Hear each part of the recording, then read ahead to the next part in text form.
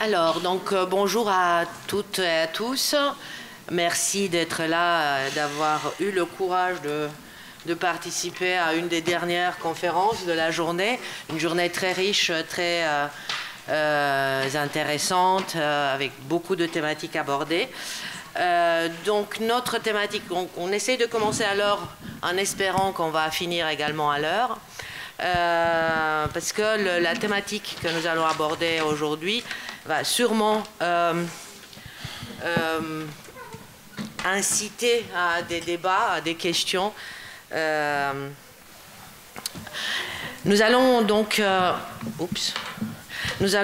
aborder la question des rapports entre, d'un côté, l'urgence humanitaire, hein, telle que nous la définissons du côté des acteurs de l'action de solidarité internationale de l'humanitaire, et de l'autre côté, l'actualité telle qu'elle est définie par les journalistes. C'est-à-dire qu'on va reprendre le vieux sujet concernant les relations entre les médias et les ONG, les journalistes et les humanitaires, mais avec cet angle spécifique qui est celui de l'actualité de l'urgence. Mais dans un premier temps, je veux donner la parole à mes collègues pour se présenter rapidement. Je fais un tour de table de présentation. Je fais des tests en même temps. Ça va. Voilà. Bonjour à tous, je suis Marine Vignon et je travaille pour l'ONG Alima. Et donc je suis responsable de développement de projets multi-pays, donc plutôt côté opérationnel. Et Alima est donc une ONG française qui a son siège au Sénégal à Dakar, autour des pays dans lesquels on intervient. Merci. Bonjour à tous. Donc Soraya Guéroum, je suis responsable des programmes chez Islamic Relief Suisse à Genève. Donc Islamic Relief est une ONG d'urgence et de développement qui travaille dans une quarantaine de pays. Merci beaucoup. Et bonjour à toutes et tous, moi je suis Driss Agoun, je suis chargé de communication pour Triangle Génération Humanitaire, qui est une ONG donc française basée à Lyon, qui travaille dans une dizaine de pays avec 3 compétences métiers, la sécurité alimentaire, l'eau, l'hygiène et l'assainissement et la protection et éducation. Et donc, moi-même, Dana Popescu-Jourdi, je suis là avec mon chapeau, présidente de l'association Communication sans frontières. J'en ai un autre que j'ai porté tout au long de la journée, responsable d'une formation en communication humanitaire à l'Université Lyon 2. Donc là, Communication sans frontières, c'est une association qui existe depuis une vingtaine d'années et qui étudie, dans un premier temps, les tendances en termes de communication et les enjeux de la communication solidaire. Donc un côté recherche, étude. Deuxièmement, elle fait une veille sur la dimension éthique de la communication des ONG.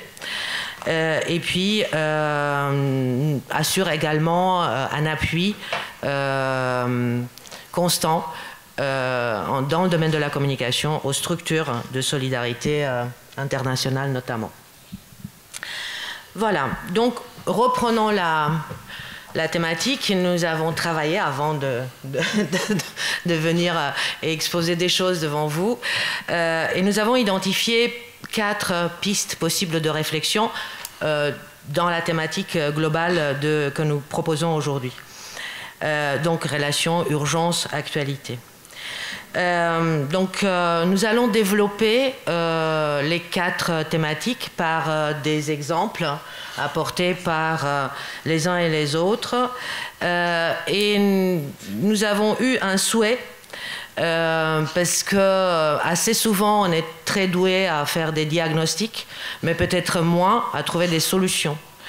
Et donc on s'était dit, bah là on va axer nos discours, pas uniquement sur le diagnostic des dysfonctionnements dans les médias et du fait qu'effectivement il y a un problème avec cette concurrence entre l'urgence humanitaire et l'agenda international des médias.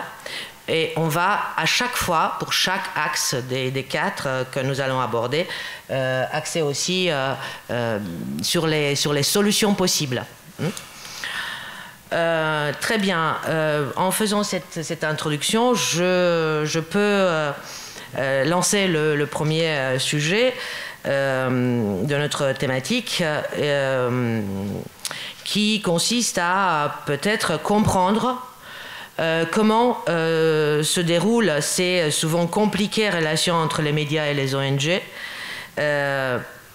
autour des situations d'urgence, qui sont d'un côté fortement relayées par les journalistes. Donc une crise va toujours être, constituer un sujet de prédilection des médias, mais cela fait en même temps que d'autres crises, peut-être passées ou qui ne font plus l'actualité des agendas médiatiques, se transforment assez rapidement dans des crises oubliées, dans des guerres oubliées.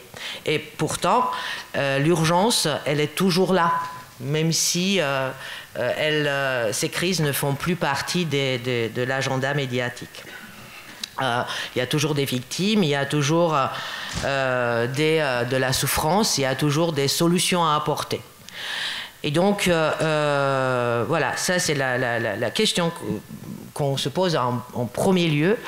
Qu'est-ce qu'on fait dans ce cas-là? Comment est-ce qu'on traite, du côté des ONG, les crises oubliées, ou cette concurrence entre l'actualité médiatique d'un côté et le besoin d'intervention d'urgence de l'autre côté?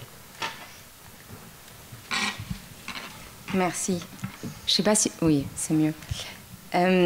Du coup, pour Halima, cette question est cruciale. On sait qu'une actualité en chasse une autre, une crise en chasse une autre. Et pour Halima, qui est une ONG qui travaille essentiellement en Afrique de l'Ouest, dans 10 pays, eh bien, mobiliser l'opinion, c'est un vrai challenge et c'est compliqué. Nous, on parle plutôt de crise chronique, la plupart du temps. Il y a aussi des urgences qui font partie de l'actualité, mais il y a aussi beaucoup de crises chroniques. Et les crises chroniques, elles lassent le grand public. Les enfants qui meurent de faim, on en entend parler depuis 40 ans. Et donc, on veut plus entendre parler de ça, sauf qu'aujourd'hui, en 2023, au Tchad, 1 enfant sur 6 souffre de malnutrition. Donc c'est toujours une réalité. Donc à Lima, on a plusieurs, pas stratégies, mais axes de travail pour justement essayer de coller à cette actualité.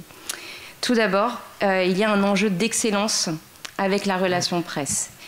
On estime qu'il faut connaître parfaitement les règles du jeu médiatique, parce que c'est en les comprenant qu'on arrivera à se coller à l'actualité. Et donc, il faut savoir parler aux journalistes, connaître les contraintes des rédactions et avoir des projets bien calibrés, bien packagés. Et qu'est-ce que ça demande en termes de conséquences et d'application, du professionnalisme du côté des ONG. Donc, on a des professionnels de la com chez Halima, par exemple. Ensuite, il faut savoir surfer sur l'actualité. Nous, on n'a pas la notoriété pour faire l'actu. Il y a des grandes ONG qui peuvent le faire, nous on ne peut pas. Donc on doit clairement surfer sur l'actualité qui n'est pas nécessairement la nôtre. Et on doit trouver le moyen de faire passer nos messages. Par exemple, l'accès à l'oxygène, c'est un problème depuis des années. Chez Halima, ça touche toutes nos structures de santé, l'accès à l'oxygène. On n'a jamais pu parler de ce sujet. Quand la pandémie de Covid est arrivée, eh ben, ça nous a permis de lever ce sujet-là. On a vraiment collé à l'actualité de la pandémie. On ne peut pas dire servir, mais qui nous a permis de pouvoir parler de l'oxygène. Et, hasard, mais on a débuté un projet sur la prise en charge des maladies respiratoires en septembre 2019, soit 2 mois avant la pandémie de Covid. Et encore aujourd'hui, on bénéficie des fonds parce qu'on a pu communiquer, parce qu'on a pu lever des fonds, et on bénéficie encore de fonds aujourd'hui qui permettent de renforcer nos structures de santé. Voilà.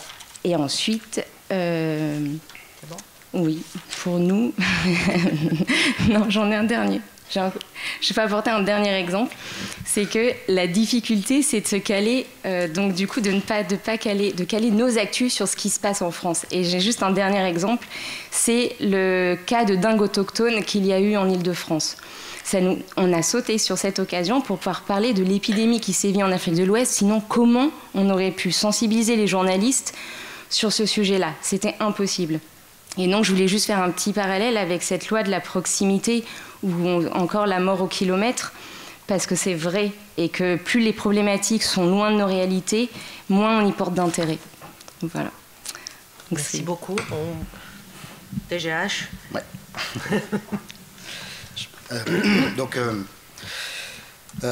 Oui, donc ce besoin de visibilité de nos opérations, c'est aussi un souci qu'on a chez TGH, et donc par voie de conséquence, ce lien avec les médias pour surfer sur l'actualité comme disait Marine, et donc d'avoir un lien étroit avec les journalistes pour pouvoir parler de ce qu'on fait. Alors l'élément un peu important et marquant chez TGH, c'est que dans la mesure où nous ne sollicitons pas la générosité du grand public pour financer nos activités. Ce faisant, notre communication n'intègre pas de logique de fundraising, et donc il y a une tradition chez TGH qui est de communiquer sur nos projets de manière extrêmement factuelle. On parle de ce qu'on fait, comment on le fait et avec qui on le fait. On a également, du coup, parmi d'autres particularités, on intervient sur des crises qui sont et des pays qui sont pas forcément à l'agenda de l'actualité. On est en Birmanie, on est au Yémen, on est au Soudan. Alors le Soudan, si je vous dis le Darfour, peut-être que tout le monde va se rappeler de ce qui s'est passé au début des années 2000, en 2003. Mais depuis le mois d'avril, un conflit armé a éclaté à nouveau entre deux grandes factions, les deux plus grandes factions armées du pays, et c'est une crise qui a été complètement invisibilisée. Alors nous, on communique là-dessus, sur l'état de nos interventions, sur le fait que on a dû redéployer nos activités. Sur le moment, on a été énormément contacté par différents organes de presse et des journalistes, parce que sur le coup, on a dû sortir tout le monde doit se rappeler de tous ces ressortissants français et européens qui ont été rapatriés par l'armée française depuis Khartoum jusqu'à Djibouti avant d'être redispatchés. Nous, à ce moment-là, on a reçu tous les téléphones de la boutique sonnaient dans tous les sens, avec du coup des journalistes qui nous demandaient comment ça se passe, est-ce que vous avez du personnel qui a été menacé ou qui a été kidnappé, ou est-ce que tout le monde est en sécurité. Autre cas où TGH a été malheureusement a fait un peu la une, alors ça date un petit peu, mais c'était en 2011-2012, où on a eu 3 de nos expatriés qui ont été kidnappés au Yémen. Donc là, pareil, la presse qui appelle et qui demande de l'information. Et typiquement, là, on est sur des temps qui sont extrêmement sensibles, puisque les journalistes, et on le comprend parfaitement, ils ont le besoin de communiquer rapidement, de produire. Il y a une information frappante qui est à disposition.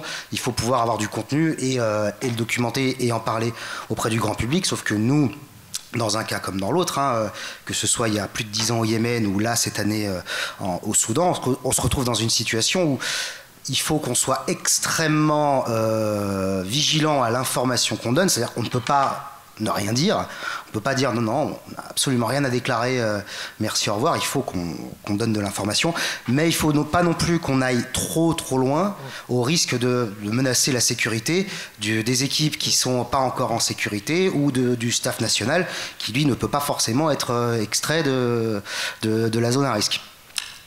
Donc tout ça pour dire que ça, de manière générale, avoir un lien avec les journalistes, les connaître à l'avance, avoir le temps, avant qu'une crise n'éclate, de discuter avec eux, de dialoguer, de bien leur faire comprendre quelle est notre ONG, quel est son mandat associatif, quels sont nos terrains d'intervention, quels sont les risques aussi, nos personnels et nos bénéficiaires s'exposent, permet qu'après, quand une crise émerge, au moins la personne nous appellera toujours dans un souci de rapidement avoir besoin qu'on lui donne des éléments qui vont lui permettre de rédiger un article.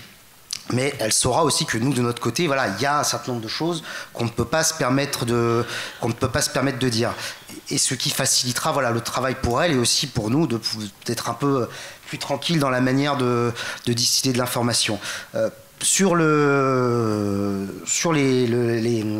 morts au kilomètre que mentionnait Marine, il y a aussi un aspect qui a déjà été dit hier lors de la journée pro et avec lequel moi je suis assez d'accord.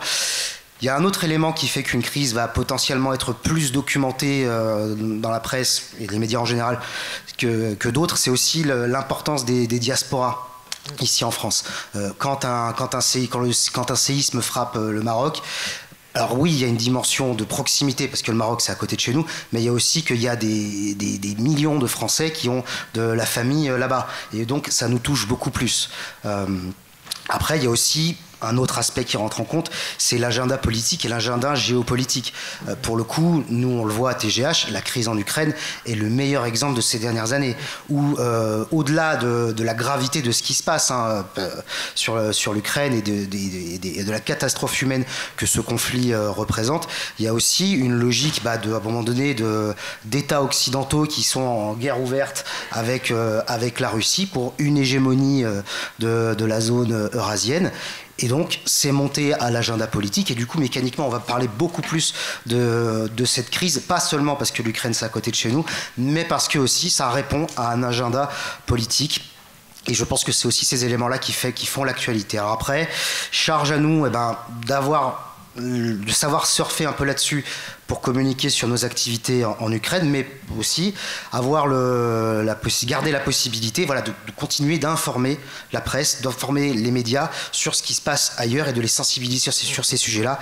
Et donc, je vais redire ce que j'ai déjà dit, mais l'importance du lien étroit avec les journalistes, c'est ce travail de relations presse qui permet peut-être de faire plus facilement remonter des causes et des sujets qui nous préoccupent.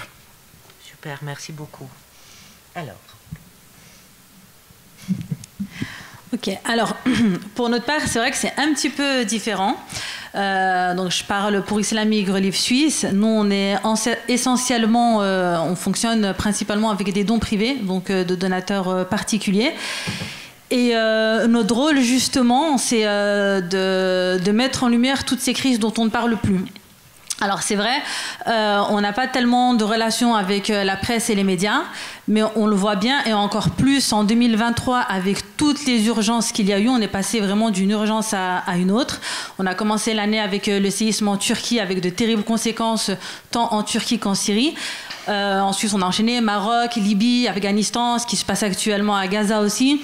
Donc c'est vrai que quand on en parle dans les médias, c'est plus facile pour nous en tant qu'ONG qui n'avons pas forcément de relations presse, d'en parler, de mettre en lumière ces crises, de pouvoir en discuter et de dire mais vous savez qu'en Syrie, la guerre a éclaté déjà depuis de nombreuses années, le séisme a eu des conséquences sur une population qui était déjà des réfugiés, donc on va parler de l'aggravation de ce que le séisme va faire. On va profiter de l'information des médias pour la prendre et communiquer sur nos projets en cours.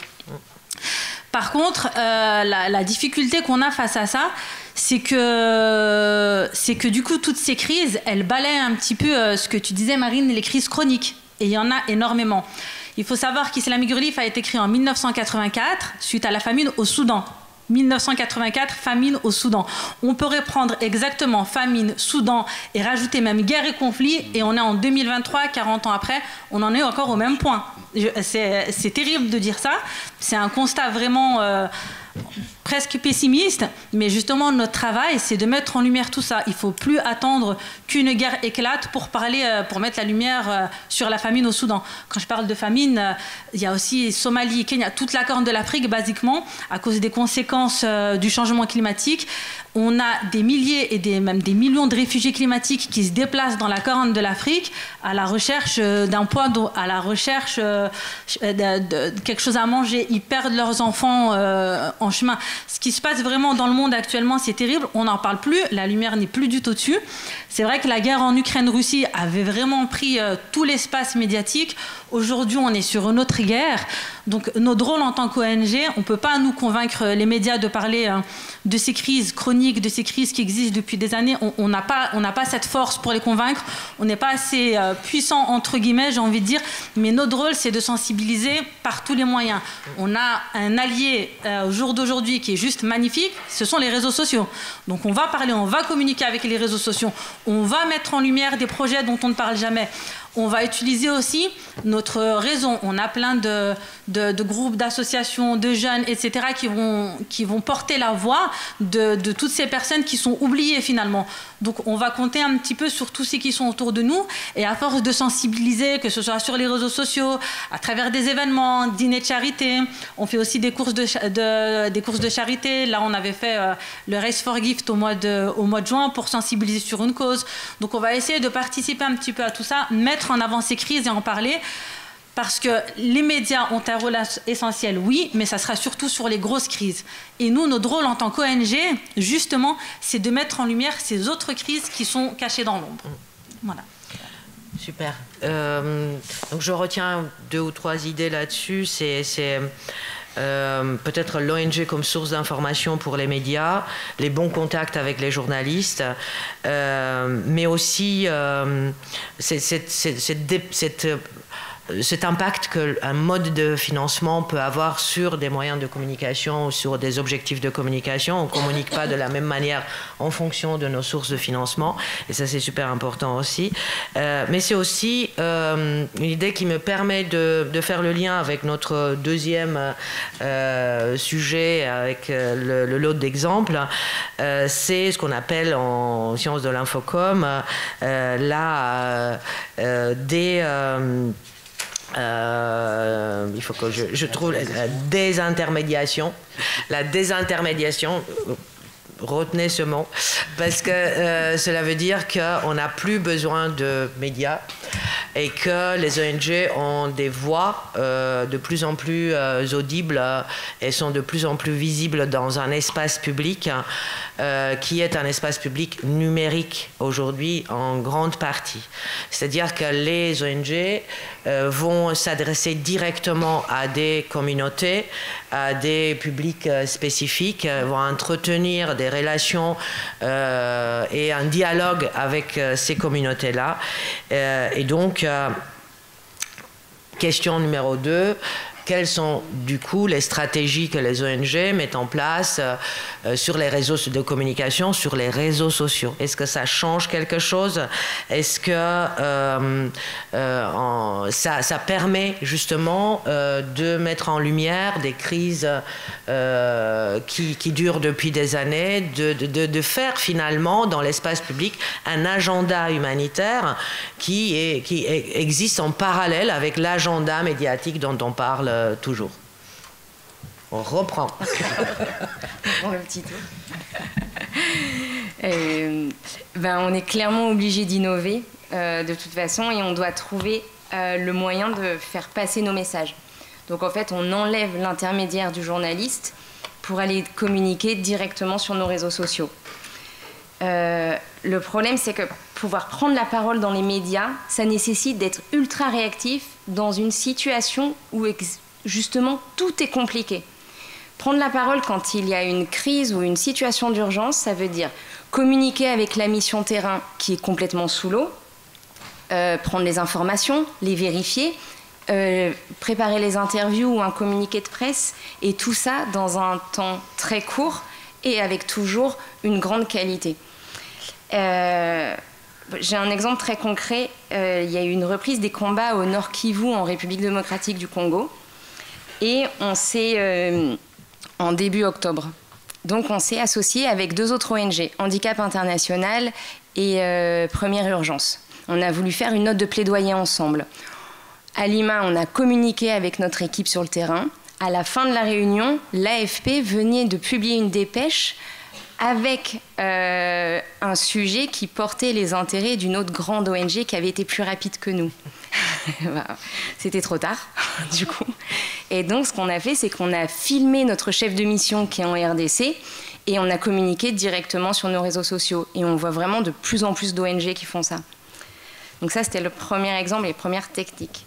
Autre innovation, c'est notre nouvelle campagne aux États-Unis. Donc, on a un bureau à Lima aux États-Unis, et on a lancé une campagne, Brace for All. Et l'idée, c'est de faire une campagne digitale qui amène le sujet sous un angle par lequel la cible se reconnaît. Et donc, Brace for All, c'est donc dédié à des personnes qui aiment bien la méditation et le yoga. Donc, l'idée, c'est de respirer avec un petit soleil. Et cette vidéo a été relayée par toutes les divas du yoga. Et donc, le message qu'on faisait passer par cette vidéo, c'est Prenez le temps, arrêtez-vous, respirez, rendez-vous compte à quel point l'oxygène, c'est important et essentiel.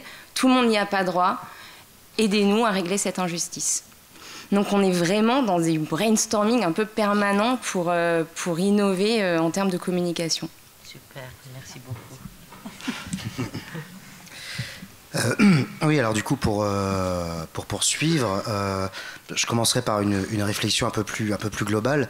Le problème auquel on est confronté en tant qu'ONG avec l'usage des réseaux sociaux, c'est qu'on essaye on est contraint, parce que c'est là où tout le trafic se trouve, de travailler avec des outils qui ne sont pas calibrés pour nous, mais qui sont avant tout calibrés pour le secteur marchand. Le modèle économique de tous les réseaux sociaux, c'est de vendre de l'espace publicitaire à différentes catégories d'entreprises, même à pousser d'utiliser ce qu'on appelle des contenus sponsorisés. Donc vous allez payer pour que votre publication soit boostée. C'est ce à quoi appellent les réseaux sociaux. Donc vous, quand vous êtes une association, que vous n'avez pas forcément un budget qui vous permet de faire sponsoriser toutes vos communications, d'autant qu'en plus il faut vraiment payer des sommes astronomiques pour qu'il y ait véritablement un impact significatif en termes de visibilité, c'est extrêmement contraignant. Et donc du coup, voilà, on doit faire quand même avec ces outils-là qui sont pas pensés pour nous. Une autre difficulté qui se pose à nous, c'est que on peut très facilement aussi se retrouver, alors oui, avec des millions, j'exagère, mais des dizaines de milliers, voire des centaines de milliers de followers, mais peut-être petit à petit de s'enfermer en fait dans une niche avec un public qui nous suit, qui est intéressé à ce qu'on fait, mais derrière, est-ce qu'on est vraiment certain de s'adresser au grand public? Alors là, bien sûr, le suivi des indicateurs peut nous aider, et puis on peut mettre en place différentes stratégies pour élargir notre champ d'impact. Mais en tout cas, tout ça pour dire que les réseaux sociaux sont devenus indispensables pour les ONG, mais ce ne sont pas des outils dénués de contraintes pour nous. Après, pour en revenir un peu à TGH, nous, pour essayer de pallier ça, alors je disais tout à l'heure que quand on communique, nous, on est très factuel et on parle de ce qu'on fait. Et en fait, nous, on a un peu un espèce de modèle de base de toutes nos publications. Donc déjà, nous, on est présent alors, sur 4 plateformes, Twitter, Facebook, Instagram et LinkedIn. Et en gros, ce qu'on fait, c'est que chaque publication, déjà, c'est du contenu de moins de 2000 caractères, en français et en anglais. Et à chaque fois, en fait, on les prépare sous forme de mini-focus sur une activité dans laquelle on va indiquer systématiquement le lieu, le bailleur. Alors, ça, on n'est pas les seuls à le faire, hein, mais on va également, à chaque fois, avec une spécificité métier, on essaye de construire une publication en mode de mini-focus sur un projet en particulier, ou même des fois même une activité au sein d'un projet plus large, et on va diffuser ça. Pourquoi? Dans une idée que, alors en utilisant quand même pas mal de hashtags, avec l'idée qu'un contenu un peu spécialisé, alors déjà ça va potentiellement intéresser une partie du public, mais même quelqu'un qui est en train de faire une recherche par mots-clés, ça peut amener quelqu'un qui ne nous connaît pas à finalement nous retrouver par le jeu des algorithmes. Alors que, je dis ça, j'ai quand même bien conscience que les algorithmes jouent un peu contre nous, ou alors peut-être que c'est nous qui ne jouons pas leur jeu. Mais voilà, c'est aussi une contrainte à laquelle on est soumis. Marine le disait à très juste titre que produire une information, pour nous, ça peut être laborieux parce qu'il faut qu'on vérifie ce qu'on dit et qu'on soit absolument certain de l'information qu'on va transmettre au grand public. Voilà, donc on est aussi, le temps joue contre nous en matière de production de communication. Et je terminerai en disant que oui, l'innovation sur les réseaux, sur Internet, sur le virtuel, digital de manière générale, c'est indispensable de guetter quelles sont les nouvelles plateformes qui s'ouvrent, quels sont les nouveaux contenus qui montent, essayer aussi, expérimenter, tester des choses, dès qu'il y a des nouvelles possibilités, alors du GIF, du carrousel, essayer de tester des choses. Si une communication ne marche pas et tant qu'on ne sort pas des canons de son ONG, c'est pas dramatique, et voilà. Donc pour finir, oui, l'innovation, c'est, je pense que ce qui peut nous aider le mieux. Merci beaucoup. Alors, les réseaux sociaux. Alors les réseaux sociaux, justement, alors nous on a un peu de chance, j'ai envie de dire, parce que là on est en Suisse, donc c'est un petit peu plus lent. La Suisse a mis un peu plus de temps, c'est vrai, a mis un peu plus de temps à prendre le train des réseaux sociaux, heureusement pour nous, parce qu'on a aussi pris du temps du coup. Nous, à toutes ces difficultés, donc on a les mêmes difficultés, mais en plus on est en Suisse, donc on doit communiquer en 3 langues, en anglais, en français, en allemand et en italien. Aller faire une publication Instagram ou Facebook, ou quoi que ce soit en 3 langues, on perd le public, on perd au niveau des algorithmes et tout, on perd tout. Donc on a vraiment du temps à se dire mais qu'est-ce qu'on va faire en fait, parce que on a vraiment le public qui nous suit est dans les 3 langues. Et alors on s'est mis d'accord il y a quelques mois seulement, c'était à partir de l'urgence en Turquie, de faire toutes nos publications en anglais. C'était un petit peu la langue fédératrice, ça fonctionne plutôt bien et ça nous permet de travailler plus vite parce que on a tous le même problème, encore une fois. Quand il y a des urgences, il faut communiquer vite. Il faut être rapide parce qu'en plus, les réseaux sociaux, c'est un grand foyer de plein d'associations. Tout le monde est partout, tout le monde fait tout. Donc, il faut vraiment que nous, on apporte une petite valeur ajoutée, même une grande valeur ajoutée. C'est ce qui est toujours compliqué. Donc, on est une toute petite Equipcom. On les fait travailler presque 24 heures sur 24. Quand même pas... Mais on a une chance énorme à côté de ça d'avoir des bureaux un peu partout. Donc on a nos collègues, que ce soit aux États-Unis, en Angleterre, en Espagne, en Italie, qui nous aident à créer ce contenu justement. Et on a nos collègues sur les pays, dans les pays en fait là où on intervient, qui peuvent directement faire des vidéos depuis le terrain, et ça nous permet de gagner énormément de temps. Donc on peut gagner du temps sur le contenu en ayant des collègues un peu partout, en étant un peu une grande famille, et on gagne beaucoup de temps. On a enfin trouvé la solution de la langue. Après, c'est vrai qu'il faut toujours mettre du budget. C'est des nouveaux budgets pour les ONG qu'on n'avait pas forcément avant. C'est pas que du social ads, c'est aussi le Google Ads. Et puis après, la manière de conceptualiser nos sites internet, il faut le SEO, Enfin, je m'y connais pas trop, mais c'est un petit peu SEO, etc. Donc, il faut prendre des gens assez formés, assez pointus. Ils doivent savoir de quoi on parle. Il faut faire des analyses. Et c'est vraiment ça. C'est bien. Ça nous aide à contourner tous ces médias, justement. C'est génial. Ça nous aide beaucoup à nous faire connaître, etc. Mais c'est vraiment une grosse quantité de travail en plus. Donc, pour tous les étudiants qui sont ici et qui sont en train de se former dans la communication, vraiment, le digital, allez-y, parce qu'il y en a vraiment besoin. Il y en a vraiment besoin. Ouais. Merci beaucoup, parce qu'il y a aussi des compétences spécifiques, nouvelles. Il y a aussi des compétences générationnelles, hein, parce que nous, on peut faire ce qu'on veut, mais à un moment donné, on n'arrive pas, parce qu'on n'était pas formé. Voilà, c'est un autre monde. Et puis, effectivement, les réseaux sociaux et tout ce qui est numérique va reparamétrer, sans changer les bases, mais va reparamétrer notre manière de communiquer. Ça, c'est pour moi évident, aussi bien en termes de contenu. On va être un peu, on va produire des contenus en fonction des critères de chaque réseau social. On est un peu formaté par les réseaux sociaux, par chaque réseau. Après, il y a tout un travail, il me semble très important, que vous avez évoqué ici, sur la définition des cibles, ce qu'on appelait les cibles dans la communication classique, ou des publics qui se transforment en communauté. Donc, c'est-à-dire que les ONG sur les réseaux sociaux, et c'est ça aussi le grand avantage à mon avis par rapport à la communication et relations presse via les journalistes, c'est de créer et travailler sur une communication relationnelle, cette fois-ci, directement avec les communautés. Et là, on est vraiment dans d'autres logiques de communication, mais qui sont vraiment nécessitent un budget et des compétences, mais qui a un potentiel énorme en termes de transmission de messages.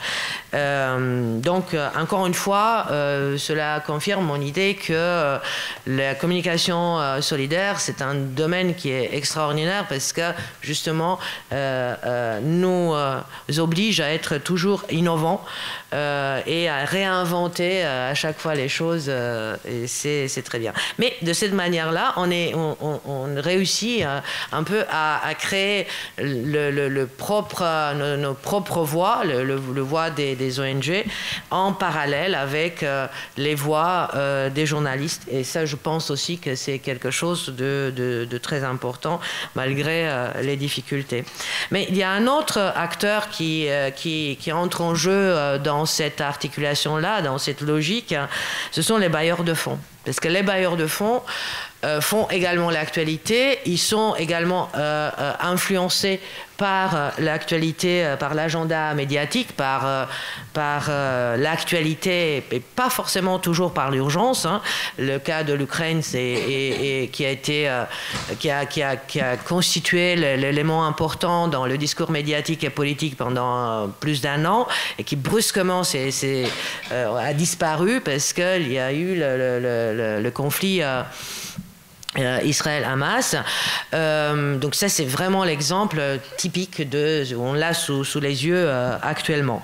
Donc la question sur les bailleurs de fonds, c'est comment est-ce que les ONG, ou quelle est la marge d'influence de manœuvre des ONG par rapport à cette tendance des bailleurs de fonds à suivre plutôt l'actualité médiatique que l'urgence de l'intervention. Voilà, c'était un peu la troisième question, la troisième thématique à aborder. Merci. Du coup, je vais être un tout petit peu à côté de la plaque sur la première partie de réponse, mais qui me semble importante, c'est le devoir qu'on a aussi de témoigner en communiquant. Donc oui, il y a les financeurs, et j'y viens juste après, donc les bailleurs de fonds, mais pour Alima, c'est important d'attirer le regard sur les crises pour lesquelles Alima intervient, pour faire prendre conscience aux gens de la détresse. Et les humanitaires sont souvent en première ligne, et donc les meilleurs témoins aussi pour informer l'opinion publique, et indirectement, pas les bailleurs, mais les donateurs, puisque les donateurs financent aussi finalement nos actions. Et la deuxième chose, comme tu le disais exactement, c'est qu'en dénonçant des situations dramatiques, les décideurs mondiaux s'emparent du sujet, et ce qui peut déclencher une aide financière ou plus d'appui, plus de mobilisation opérationnelle. Et on sait que les coups de projecteur attirent les fonds, et c'est clairement ce que tu es en train de dire, c'est que ce sont ces coups de projecteur dont on n'est pas maître et qui attirent les fonds. Et donc j'aimerais juste donner 2 exemples. Le premier, c'est au Nigeria. En 2021, Alima s'est rendu compte à Katsina, dans le nord du Nigeria, qu'il y avait une situation nutritionnelle dramatique. Pas de fonds disponibles, pas de mobilisation. Alors ce qu'on a fait, c'est qu'on s'est associé à une autre ONG un tout petit peu connue qui s'appelle MSF. Et en fait, on s'est associé à eux parce qu'en s'associant à MSF, on a pu porter le sujet à 2. On a pu on a pu monter un plaidoyer ensemble, et on a pu avoir des fonds et prendre en charge les patients dans un temps assez record. Et le deuxième exemple que j'avais, c'était un peu la pandémie de Covid, où là on s'est retrouvé avec une pandémie et on va dire des coups de projecteur un peu dans tous les sens, où on a essayé de l'orienter. Donc on savait que chacun se recentrait un peu sur son pays ou sur ses domaines, parce que tout le monde était prioritaire à ce moment-là. Et donc pour Alima, ça a été un vrai challenge de dire, on sait ce qui arrive en Europe, et c'est pas un mais, ça arrive aussi en Afrique de l'Ouest, c'est un et, ça arrive aussi en Afrique de l'Ouest, dans des conditions assez dramatiques. Et juste pour une image très facile, en République centrafricaine, il y avait un médecin réanimateur pour tout le pays. Donc quand on est arrivé à Lima et avec un nouveau médecin, on arrive parce qu'on a dit qu'on avait doublé les capacités nationales. Et en fait, ouais, mais c'est vraiment la réalité. Et du coup, la pandémie de Covid, ça a été un vrai challenge pour nous, en tout cas, parce qu'on savait aussi qu'il y avait des besoins partout dans le monde. Voilà. Merci beaucoup. Oui, alors pour rebondir, oui, effectivement, la logique de travail en consortium, c'est effectivement une stratégie efficace pour aller peser auprès d'un bailleur, pour les convaincre de financer des programmes sur des zones sur lesquelles ils n'envisageaient pas au départ de travailler. Un autre aspect qui, moi, nous semble assez important à TGH et qu'on expérimente tous les jours. Alors, je disais tout à l'heure qu'on ne sollicite pas la générosité du grand public, ce qui fait que nous, une grande partie de nos activités sont financées directement par des bailleurs de fonds. Donc du coup, on démarre un projet, on sait qu'il est financé du premier jour jusqu'au moment où il est censé se terminer, sur la durée du contrat.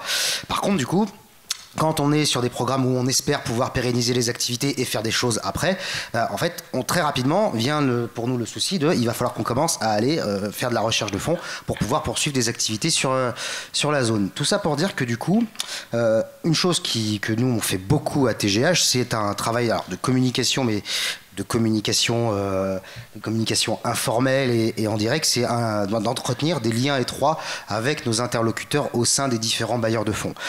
Ils nous connaissent, ça fait 30 ans que l'ONG existe, on a quand même eu un certain nombre de réalisations positives sur le terrain, et ça c'est une dimension de la communication qui est pas digitale, qui passe pas par forcément de l'événementiel, mais voilà, d'entretenir des liens étroits de confiance avec les bailleurs de fonds pour avoir des dialogues en bilatéral avec eux pour essayer de les pousser, de les convaincre, de revoir des fois des stratégies, de revoir aussi des fois des positionnements. Pour vous donner un exemple, nous en ce moment-là, TGH, on est en train d'ouvrir une mission au Pakistan. Donc le Pakistan, si certains le savent, l'année dernière, il y a eu des inondations monstrueuses là-bas qui n'ont été quasiment pas couvertes médiatiquement et le pays n'a reçu quasiment aucune aide internationale de manière massive. Il y a des ONG qui sont sur place et qui ont fait des choses. Mais encore aujourd'hui, on est le 18 novembre 2023, les inondations ont eu lieu il y a plus d'1 an, il y a encore des zones qui sont complètement sous l'eau, parce que personne n'est là pour pouvoir construire des digues. Et du coup, donc on a commencé, on a fait une mission exploratoire, on a commencé à mettre en place des activités avec des partenaires associatifs locaux. Là, pour le moment, on fonctionne sur fonds propres et on a une partie de l'équipe, du coup, dont le directeur des opérations, qui là, en ce moment, passe son temps à aller à la rencontre de nos différents bailleurs, la Commission européenne, le centre de crise et de soutien du ministère des Affaires étrangères français, quelques échanges aussi avec la coopération américaine également. Mais l'idée, c'est d'essayer d'aller discuter avec les bailleurs, de leur présenter le projet, d'essayer aussi de les convaincre de l'importance d'aller débloquer des enveloppes financières pour cette zone-là qui a été complètement oubliée. Donc voilà, tout ça pour dire que ce travail de lien avec les bailleurs, pour moi, pour TGH, il est assez fondamental, parce que c'est aussi là que ça se joue, dans les liens qu'on peut avoir de personne à personne et d'organisation à organisation. Voilà. Super, très intéressant, merci beaucoup. Alors, pour vous, qu'est-ce qui se passe? Alors, pour nous, nos bailleurs, ce sont nos donateurs, en fait. Ce sont principalement des particuliers. On a bien entendu travaillé avec des bailleurs institutionnels, mais c'est vrai que dépendre exclusivement de bailleurs de fonds, on ne peut pas se permettre de prendre ce risque, parce que c'est une aide, comme tu disais, Driss, on ne sait pas si on va pouvoir renouveler le projet. Il suffit qu'il y ait une actualité qui soit à l'encontre du pays dans lequel on travaille et les subventions sont coupées. Donc nous, notre travail, nos bailleurs, c'est vraiment le grand public. Et c'est très important pour nous de les fidéliser. Ça fait déjà 30 ans qu'on est sur Genève. On a une bonne base de donateurs. Et donc, ce qu'on fait, on communique tout au long de l'année avec eux. C'est-à-dire qu'on a différentes campagnes. On s'organise, on fait plusieurs campagnes tout au long de l'année. Par exemple, là, l'hiver va arriver. Donc, on va lancer la campagne hiver. On va intervenir dans différents pays pour justement aider les personnes, principalement les réfugiés. Maintenant, il y a des réfugiés partout dans le monde. Donc, les aider à passer un hiver au chaud, plus ou moins, avec nos limites, bien sûr, parce que tout n'est pas parfait, si on reste un petit peu réaliste, mais on fait au mieux. Du coup, ce qu'on va faire, on va communiquer tout au long de ce projet, tout au long de l'hiver. On va faire des ateliers de sensibilisation partout en Suisse. On arrive à collecter de l'argent en fonction de ça. On va avoir des vidéos directement depuis le terrain, et puis on va surtout montrer à nos donateurs l'impact de leurs dons sur le terrain. Qu'est-ce que leurs dons apportent à ces bénéficiaires, en fait? Et c'est très important de communiquer. On fait du reporting à chaque fois, que ce soit avec des vidéos, avec des emailings, avec des courriers, avec des rapports.